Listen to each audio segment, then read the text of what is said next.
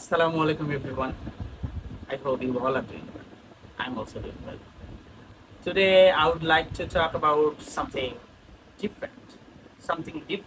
than my previous videos because I never talked about IELTS in my previous videos. But today in this video I would be talking about IELTS.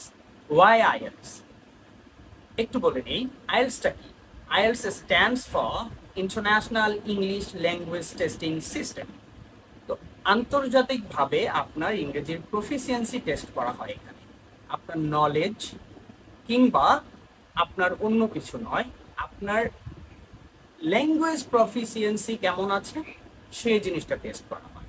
তো আমরা অনেকেই অনেক ভালো preparation নেই অনেক ভালো টিচারের কাছে পড়ি অনেক ভালো স্কোর করা মানুষের কাছে পড়েও এক্সপেক্টেড অ্যান্ড ডিজার্ভড কোনো স্কোর করতে পারি না কেউ 6 স্কোর করি কেউ 6.5 করি but you know 7 means something else 7 means something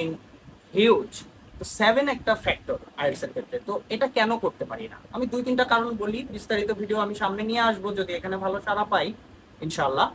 তো একটা কারণ হলো আমরা মনে করি আইএলটিএসটা শুধু একটা স্পিকিং টেস্ট নো আইএলটিএস এর 4টা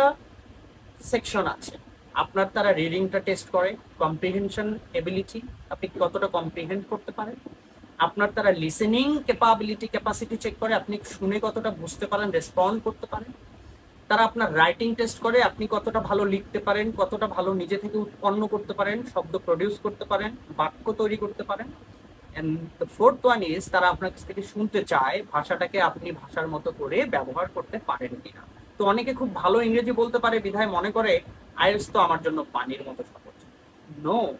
এখানে রিডিং টেস্টে অনেক বড় একটা পার্সেন্টেজ রয়েছে যেটা ফুল স্কোরকে এন্টায়ার স্কোরকে ইম্প্যাক্ট করে আপনি রিডিং পার্টে যদি খুব ভালো না করতে পারেন আপনি যদি একটা প্যাসেজ থেকে কোনটা নট গিভেন কোনটা ফলস কোনটা ট্রু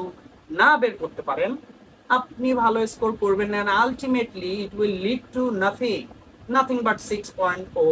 6.5